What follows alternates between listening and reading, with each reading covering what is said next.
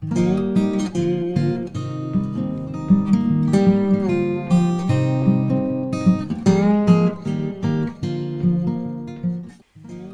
everyone, I'm happy to be back.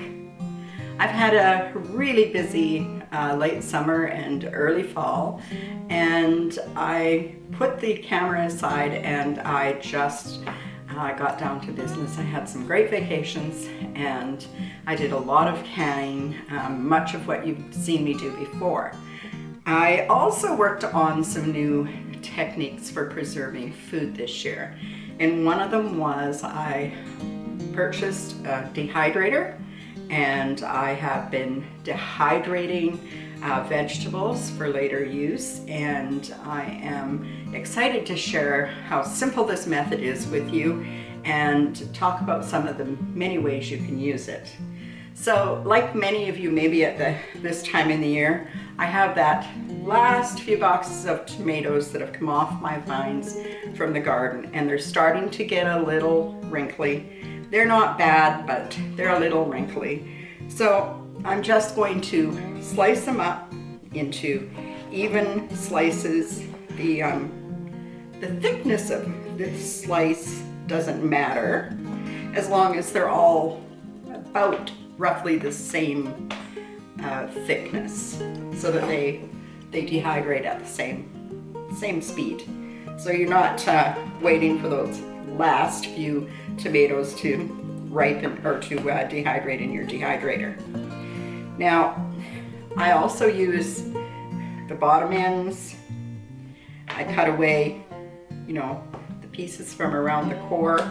Some people even leave the core part in there because it really doesn't matter. And some people dehydrate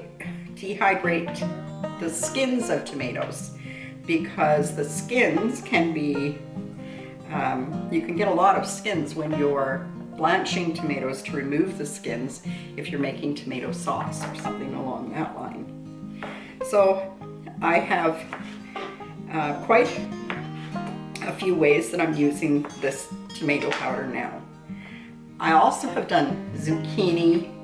Well, actually you can do any vegetable.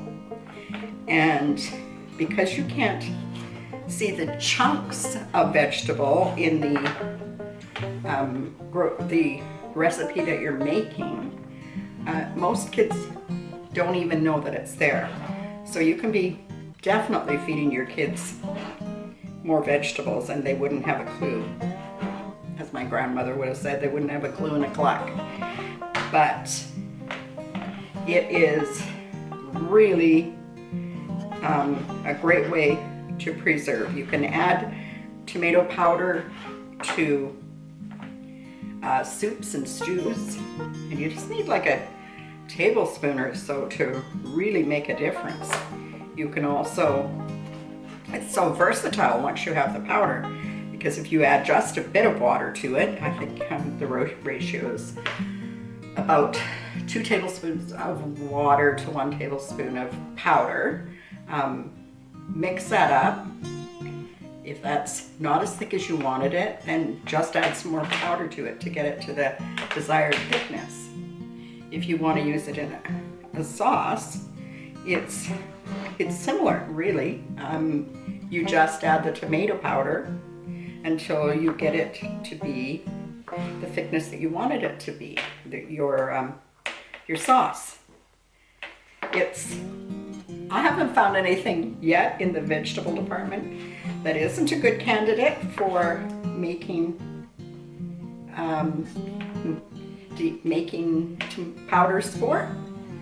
I was really, really pleased to have discovered this. There are lots of people using this method now, and I was really pleased to be able to join them.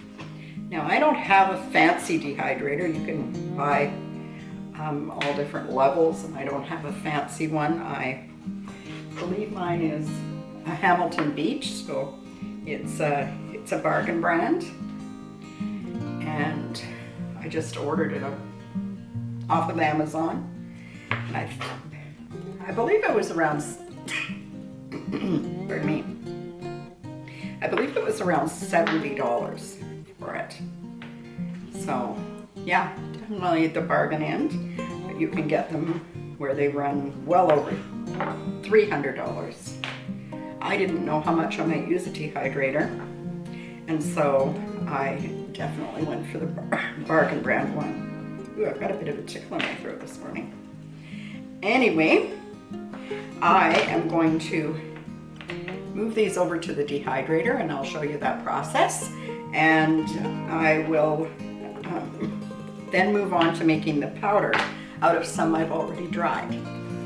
So hang in there. So this is my dehydrator, and I'm just going to add the tomato trays into the dehydrator. They fit one upon another, just like that. And then I am going to add the rest of the trays. I know that they're empty, but these machines are all tested for full capacity. So I'm going to put the trays in anyway. This particular Hamilton Beach dehydrator, I can choose both my temperature, so I'm going to go to 140, and I can choose the amount of time that I want them to dehydrate. I am going to guess that I should be good at 24 hours, and then I hit start. And that's all there is to it. I'll come back periodically and check them to see how they're doing, and sometimes I'll move this lower rack higher up, but other than that, that's all there is to it. So dehydrating, that part of it is not a difficult thing to do. So now we'll talk about what we do with them when we bring them out of the... So now I have taken the dehydrated tomatoes out of the machine, and they're almost like a chip. They're like leather. Some of them are more pliable than others, and they sure smell like tomatoes. So when I take them out, I put them in a jar like this, and I want to make sure that they're really dry before I go any further. So I leave them in this jar on the counter for about a week, and every time I think of it, I go by and give them a shake.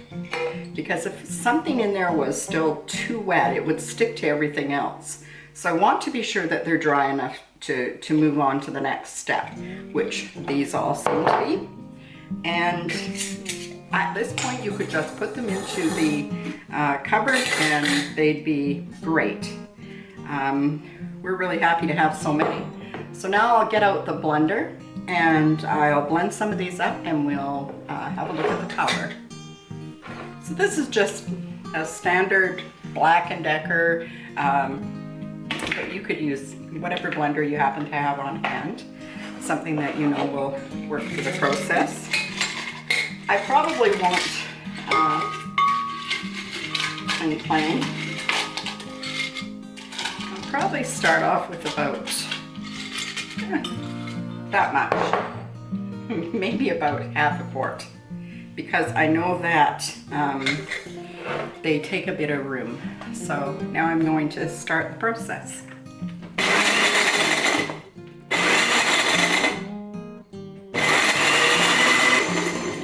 I process these until I can not see any bigger pieces flying around inside the blender, and that's one of the reasons I do it a little bit at a time.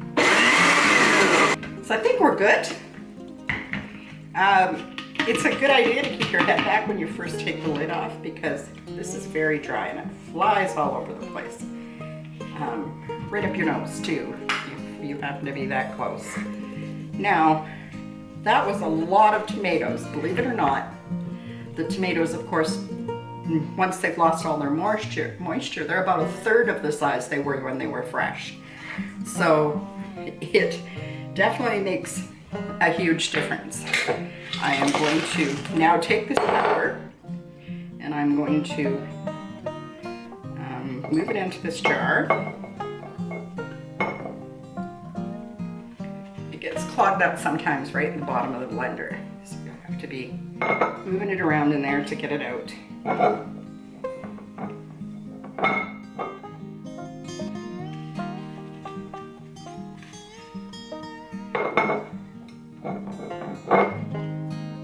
There. So from a half a quart, this is what it's come down to. You could use this powder on as a part of a dry rub. You could, as I said before, put it in soups and stews. You can just be really creative with it. Now, some of the other things we've done is we've done onions this way. We have done garlic this way. What else?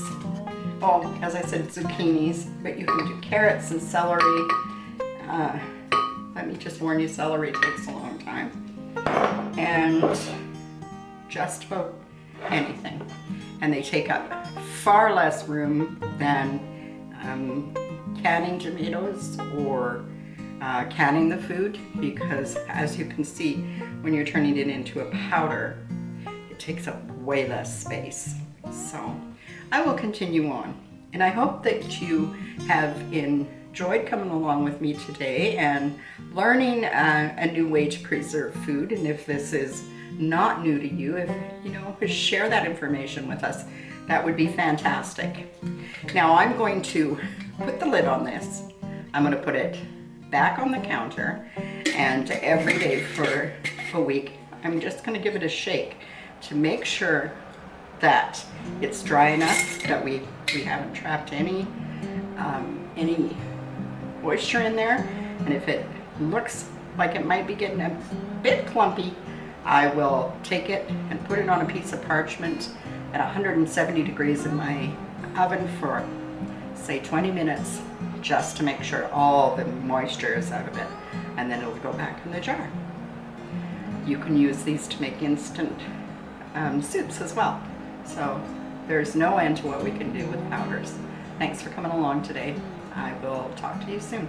Take care, everybody. Bye-bye.